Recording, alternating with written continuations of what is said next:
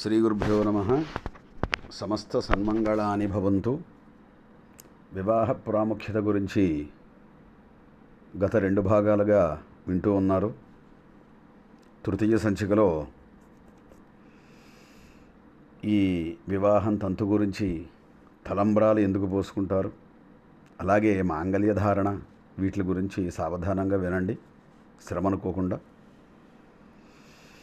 కళ్యాణం కమనీయ కోమలకరైరార్ద్రాక్షతారోపణం కన్యాదాన పురస్సరం సురగురోర్విప్రాశిషానుగ్రహం బాహ్వోక్కం కణబంధనం దశగుణం మాంగళ్యసూత్రాన్వితం సీతారాఘవయోర్వివాహ సమయే దేయాదిదం మంగళం.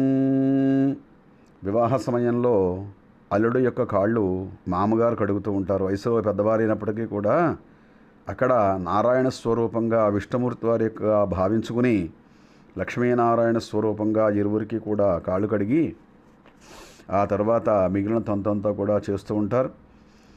యజ్ఞోపవీతం యొక్క ప్రాశస్త్యము ఉపనయన సంస్కారంలో వివరించబడినది. ఉపనయన సమయంలో వేయబడినటువంటి ఒక ముడి యజ్ఞోపవీతము బ్రహ్మచారి ధర్మమును తెలుపునట్లుగా వివాహ సమయంలో వేయబడును. యజ్ఞోపవీతము గృహస్థాశ్రమ ధర్మమును తెలుపును. ఉపనయన సమయంలో తండ్రి ఒక యజ్ఞోపవీతం ధరింపచేయిస్తే వివాహ సమయమున కన్యాదాత 3 ముళ్లతో ఉన్నటువంటి ఒక యజ్ఞోపవీతాన్ని ధరింపచేస్తారు. ఈ యజ్ఞోపవీతము ఉత్తరీయార్థమని ధరింపచేయుచున్నారు. ఈ సమయంలో గృహస్థాశ్రమ ధర్మాలను పాటిస్తానని తెలుపు మంత్రాలను వరుణిచే చెప్పిస్తారు. 9 పోగుల అర్థంగా ఈ విధంగా ఉన్నది. యజ్ఞోపవీతం పరమం పవిత్రం ప్రజాపతేర్యత్ సహజం పురస్తాతు ఆయుష్యమగ్రియం మృతమంచ శుభ్రం యజ్ఞోపవీతం బలమస్తు తేజ అని చెప్పి ఓంకారము బ్రహ్మతత్వమును తెలుపును. అగ్ని నిత్యాగ్నిహోత్రమును చేయుట, ఇంద్రుడు యజ్ఞయాగాది కర్మలు, చంద్రుడు మనోకారకుడు పితృకర్మలు చేయుటకు, ప్రజాపతి బ్రహ్మగారు సృష్టి కార్యము సంతానము పొందుటకు, వాయువు ఆరోగ్యము కొరకు ప్రాణాయామము, సూర్యుడు జీవశక్తి ఆధారము, సర్వదేవతలను ఆరాధించుట. ఈ యజ్ఞోపవీతం శరీరం మీద ఉన్నందుకు ఇవన్నీ కూడా చేసే అర్హత లభిస్తుందిట. పైన ఉత్తరీయము లేక చేయు కర్మలన్నయో నిష్పవును కావున ఆ దోషము నివారించుటకై 3వ యజ్ఞోపవీతం ఉద్దేశింపబడినది. మరి పైన ఉత్తరీయము ఎందులకు అన్నచో ఉత్తరీయము ధరించలేని పరిస్థితుల్లో మాత్రమే అని గ్రహించవలేను. కావున గృహస్థు అన్ని వేళలా కూడా ఉత్తరీయమును ధరించి ఉండవలను. అలాగే మంగళసూత్రం అనగా సకల శుభములకు సూచిక. పురుషునకు యజ్ఞోపవీతం ఎంత పవిత్రమైనదో స్త్రీలకు మంగళసూత్రము అంత పవిత్రమైనది. మంగళసూత్రము సౌభాగ్యమునకు చిహ్నము. దానిని కంఠస్థానమున కట్టవలేను. మంత్రము కూడా ఆ విధంగానే చెప్పబడుచున్నది. మాంగళ్యం తంతునా నేనా మమ జీవన హేతునా కంఠే బధ్నామి సుభగే త్వంజీవ శరదాం శతం.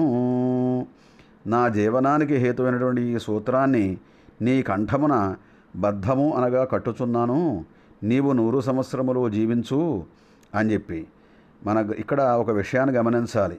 మన గ్రామంలో నల్లపూసలతో కలిసినటువంటి బంగారు తాళి యుగళమును కంఠమును గట్టిగా పట్టుకుని ఉండునట్లుగా మంగళసూత్రమును ధరించుట కనిపించును. నేడు మంగళసూత్రమును వ్రేలాడదీసి హృదయస్థానమునందు ఉంచుతున్నారు. సౌభాగ్యస్థానము 5వ తనము, ఆకాశతత్వము స్థిరమైనది, మార్పులేనిది, వృత్తాకారము శక్తిబీజము, అది మొదలు లేనిది, శాశ్వతము, హృదయము ప్రేమస్థానము, కామ్యము, వాయుతత్వము, చలనము, షట్కోణము, అనేక మార్గాలు. కావున స్త్రీలు సౌభాగ్యం కొరకు మంగళసూత్రమున కంఠస్థానమును ధరించబడిన శాస్త్రవచనం. అలాగే దానితో పాటుగా నల్లపూసలు కూడా కడుతున్నారు కాబట్టి దోషం లేదు. మంగళసూత్రము సౌభాగ్య చిహ్నము. సౌభాగ్య వస్తువులు 6: 1 పసుపు, 2 కుంకుమ, 3 గాజులు, 4 మెట్టెలు, 5 సూత్రములు, 6 పుష్పములు. అందువలనే భర్తను కోల్పోయినటువంటి స్త్రీకి ఇవన్నీ కూడా నిషేధింపబడినవి అని చెప్పి గ్రహించవలేను. వివాహ సమయమున 2 మంగళసూత్రములు ధరింపజేయుదురు.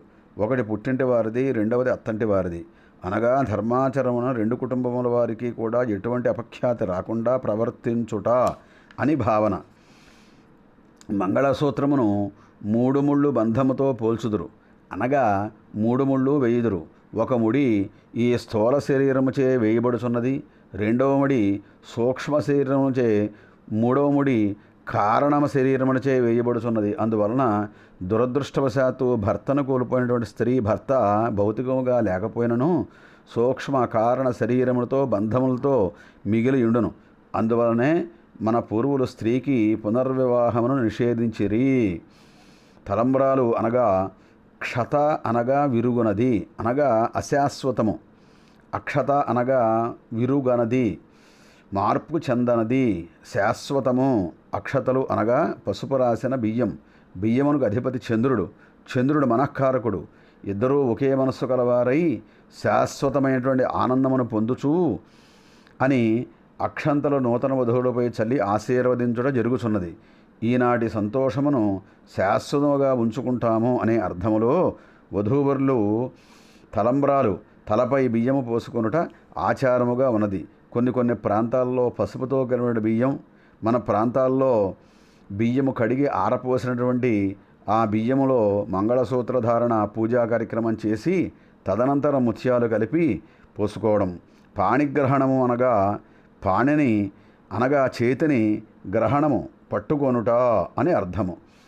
వరుడు వధువు చేయి పట్టుకొని అగ్నిహోత్రము దగ్గరకు తీసుకువెళ్ళుట. ఆ సమయంలో వరుడు సత్సంతానము కొరకు నిన్ను గ్రహించుచున్నాను, దేవతలు నిన్ను ధర్మాచరణము కొరకు నాకు ఇచ్చి ఉన్నారు, మనము ఇద్దరము కలిసి జీవితాంతము అని అర్థమనిచ్చు మంత్రములతో చదివెదరు. వివాహం యొక్క ఉద్దేశ్యము 3 వాక్యాల్లో చెప్పుడు చేత వివాహమును పదమును పాణిగ్రహమును అనుందురు. దానినే ప్రజామేకామస్సమృద్ధ్యతాం, పశవో మేకామస్సమృద్ధ్యతాం, యజ్ఞో మేకామస్సమృద్ధ్యతాం, శ్రియో మేకామస్సమృద్ధ్యతాం అనే మంత్రములతో ఒకరికొకరు తలంబ్రాలు పోసుకొనుట జరుగును. సప్తపది అంటే 4 అడుగులు కలిసి నడిస్తే వాళ్ళు వీళ్ళు అవుతారని సామెత. మరి 7 అడుగులు కలిసి నడిస్తే అదే జీవితాంతం. నూతన వధూవరులు అగ్నిసాక్షిగా కలిసి 7 అడుగులు నడవడం సప్తపది అని వ్యవహరించుతున్నారు. మొదటి అడుగు వలన ఈ శరీరాన్ని వృద్ధిపరచుటకు అన్నమును, రెండవ అడుగు అన్నము పచనమై శక్తిని, మూడవ అడుగు సత్కర్మలు చేయుటకు సంకల్పమును, 4వ అడుగు సత్కర్మల యొక్క ఫలమును సౌఖ్యమును పొందుటకు, 5వ అడుగు ధనధాన్యాభివృద్ధికి, 6వ అడుగు ఋతువులను అనుసరించి యజ్ఞయాగాదులు చేయుటకు, 7వ అడుగు నా యందు అనుకూలత కలుగుటకు. విష్ణుమూర్తి నిన్ను నాకు సహధర్మచారిణిగా అనుగ్రహించారు కాబట్టి ఈ మంత్రమును చదివెదరు. ఈ విధంగా సప్తపది అనగా 7 అడుగుల యొక్క భావము.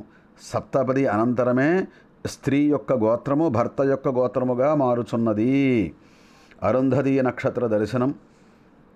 వివాహమైనటువంటి రాత్రి వధూవరులను ఆరుబయటకు తీసుకుని వెళ్ళి వారికి సప్తఋషి మండలంలోని కశ్యపోత్రద్భరద్వాజో విశ్వామిత్రోధ గౌతమ వసిష్ఠో జమదగ్నిశ్చ సప్తైతే ఋషయస్తథా అని చెప్పి ఆ మహర్షుల పక్కన ఉన్నటువంటి ఆ యొక్క అరుంధతి నక్షత్రమును చూపుట ఆచారము. వశిష్ఠ మహర్షి ధర్మపత్ని అరుంధతి మహాపతివ్రత, భర్తను వదిలి ఏనాడు ఉండదు. వధువును కూడా అరుంధతి వలె భర్తను వదిలి ఉండకూడదని పతివ్రతాధర్మలు పాటించవలని అరుంధతి నక్షత్రము తెలియజేయుచున్నది. అటులనే వరుడు ధ్రువ నక్షత్రములే ఉన్నతమైనటువంటి స్థిరమైనటువంటి మనస్సు కలవాడై ఉండవలనని అర్థము. అరుంధతి నక్షత్రము అతి చిన్నదై ఉండుట చేత నిశితముగా చూచినా కానీ కనపడదు. అటువంటి శ్రద్ధతో జీవితమును గడపవలయనని ఇరువురికి కూడా తెలియజేయనట్లు భావన చేయవలను. నేడు ఈ కార్యక్రమము ఒక వేడుకగా మారిపోయినది. ఈ యొక్క కళ్యాణ మండపము దగ్గర ఈ యొక్క మిరుమిరుగుట్లే ఈ యొక్క విద్యుత్ దీపాల నడుమ అప్పటిదాకా ఉండి బయటికి వెళ్ళడం చేత అక్కడ కనపడినప్పటికీ కూడా మన కంటికి ఏవీ కనిపించవు. కాసేపు ఇంచుమించుగా ఒక పావుగంట 20 నిమిషాలు అయితే తప్ప పైన ఉన్నటువంటి నక్షత్రాలు మనకు కనపడవు. అదే మరునాడు ఒక్కసారి ఆకాశంక చూస్తే అన్నీ కూడా చక్కగా మనకు కనిపిస్తాయి. అందువల్ల కనపడినా కనపడకపోయినా అక్కడ అరుంధతి దర్శనం చేయడం చేత ఆ దేవతామూర్తుల యొక్క అనుగ్రహం మనందరికీ కూడా లభిస్తుంది అని గ్రహించాలి. వధూవరులు హోమము చేయుటకు ముందర వధువు చేత గరిటితో అన్నమును గిన్నెతో అన్నమును వండించెదరు. ఆ అన్నమును హోమములో ఆహుతిగా దాన్నే స్థాళీపాకముగా ప్రజాపతి విశ్వేదేవతలకు సమర్పిస్తారు. అన్న సమృద్ధికై ఈ క్రియ చేయబడుచున్నది. శేషాన్నమును వధూవరులు భుజింపవలయను. సదస్యము నాగవల్యను కార్యక్రమాలు యొక్క విశేషం ఏమిటంటే, సదస్యమనగా సభాపూజ. పెద్దలను, గురువులను, వేద పండితులను యథాశక్తి సన్మానించి వారి ఆశీర్వచనము పొందుట సదస్యమనయు. అల్లుడు అలుకపూని అలకపానబెక్కియు మామగారు అల్లుని యొక్క కోరిక తీర్చుట నాగవల్లి అనియు తెలియచున్నది. అప్పగింతల కార్యక్రమంలో పాలనే వాడతారు. ఎందుకు? అప్పగింతల కార్యక్రమాల్లో ప్రధానమైనటువంటి వివాహ ప్రక్రియ పూర్తి అగును. అప్పగింతల యొక్క కార్యక్రమంతో ప్రధానమైనటువంటి వివాహ ప్రక్రియ పూర్తవుతుంది. పాలవలే స్వచ్ఛమైనటువంటి మనసు కలిగినటువంటి ఈ కన్యను నీకు సహధర్మచారిణిగా ఇచ్చుచున్నాను, ప్రేమతో చూచుకొనుము అని అల్లుడితోనూ మీ కుమార్తెతో సమానముగా చూచుకోమని వరుణి యొక్క తల్లిదండ్రులకు మీ కుటుంబంలోని వ్యక్తిగా చూచుకోమని వరుణి దగ్గర బంధువులకు కుమార్తెను అప్పగించడంతో వివాహం పూర్తవుతుంది. దాన్నే అష్టవర్షా భవేత్ కన్యాం పుత్రవత్పాలితామయ ఇదానీం తవ పుత్రికస్య దత్తాం శ్రేహేన పాలయ అనే అప్పగింతల యొక్క మంత్రాలతో ఆ వధువును వరుడి చేతికి అప్పగిస్తారు. బంధుమిత్రులందరికీ కూడా. భార్యాభర్తలు వేరువేరు ప్రాంతాల్లో ఉన్నచో ఏమిటి అని. భార్యాభర్తల బంధము నైతిక విలువలతో కట్టుబడి ఉన్నది. భర్త దేశాంతరమైనచో భార్యాధర్మములు, భార్య ఇంటిలో లేనిచో భర్త ధర్మములు మన ధర్మశాస్త్రంలో చెప్పబడి ఉన్నవి. గృహస్థాశ్రమ ధర్మములు ఇరువురు కూడా కలిసి చేయాలి. కావున సందర్భానుసారము కలిసియే కార్యక్రమములు చేయవలెను. ఏ ఒక్కరు చేసినను విడివిడిగా చేసినను ఫలితము ఉండదు. అందుకోసమనే ఆది దంపతులుగా భార్యాభర్తలు ఇద్దరూ కూడా కూర్చొని ఈ కార్యక్రమాలన్నీ కూడా చేసుకుంటూ ఉండాలి. రిజిస్టర్ మ్యారేజ్ చేసుకున్నప్పుడు వివాహ సంస్కారం జరుగుతుందా అంటే, పెద్దల అనుమతి లేక చేసుకున్న వివాహము రిజిస్టర్ మ్యారేజీ అనబడును. అది చట్టబద్ధతకై ఏర్పాటు చేయబడిన కార్యక్రమ ఒప్పందము. వివాహ సంస్కారము నైతిక బంధము.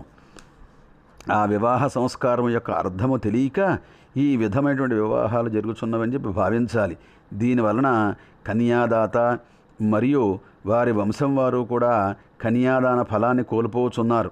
కర్త అయినటువంటి తల్లిదండ్రులు లేకనే చేయబడు రిజిస్టర్ మ్యారేజీ అనబడు ఒప్పందము వివాహ సంస్కారము కాదు. కావున ప్రేమికులు తల్లిదండ్రులను ఒప్పించి సాంప్రదాయబద్ధముగా వివాహం చేసుకోవాలి. మన భారత భూభాగంలో మదంతా కూడా కర్మభూమి కాబట్టి ఎల్లప్పుడూ కూడా మన యొక్క ధర్మములన్నీ కూడా పాటిస్తూ చక్కగా ఈ వివాహ కార్యక్రమాన్ని చేసుకుంటే వేదమంత్రముల నడుమ చక్కటి సంతానము కలిగి ఆ సంతానం ప్రయోజకరంగా ప్రజలందరికీ కూడా ఉపయోగపడి వారి ద్వారా అనేక ధర్మ కార్యక్రమాలన్నీ కూడా జరుగుతూ ఉంటాయి. అలా కాకుండా కులాంతర వివాహాలు, ఇటువంటి వివాహాలన్నీ కూడా రాక్షస వివాహాలు అని పేరు. అటువంటి వివాహాలు చేసుకున్నందువల్ల ఆ పుట్టినటువంటి సంతానం ఒక నక్సలైట్లుగానో, లేకపోతే మరొక దుర్మార్గుడుగానో, లేకపోతే ఒక చుగురుడుగానో పుట్టి ప్రజలందరికీ కూడా కీడు చేస్తూ ఉంటారు. అంచేత అటువంటిది లేకుండా ఎల్లప్పుడూ కూడా ధర్మేచ అర్థేచ కామేచ త్వయైష నాతి చరితవ్యాహ అనేటువంటి వేదమంత్రముల నడుమ, అలాగే పెద్దల యొక్క ఆశీస్సులు ఎవరైతే పొందుతారో వారికి ఉత్తమమైనటువంటి సంతానం కలిగి వారందరూ కూడా శతమానం భవత్ శతాయుః పురుషః శతేంద్రియ ఆయుష్యేవేంద్రియే ప్రతితిష్ఠతి అని 100 సంవత్సరాలు కూడా చక్కగా జీవించి తద్వారా వారి వంశం వీరి వంశం కీర్తి ప్రతిష్టలు పొంది అందరూ కూడా సుఖ సంతోషాలతో భోగభాగ్యాలతో ఉంటూ ఉంటారు. అంచేత ఈ వివాహ కార్యక్రమానికి ఇంతటి ప్రాముఖ్యత ఉంది. అందరూ కూడా విని గ్రహించి ఆచరిస్తారు అని చెప్పి ఆశిస్తూ మీ యొక్క సుజన విధేయుడు రామం. లక్ష్మీ జ్యోతిష స్మార్త విద్యానిలయం. మంచి మంచి విషయాలు చూస్తూ ఉండండి ఈ కార్యక్రమాల ద్వారా, మా పీఠం ద్వారా. స్వస్తి.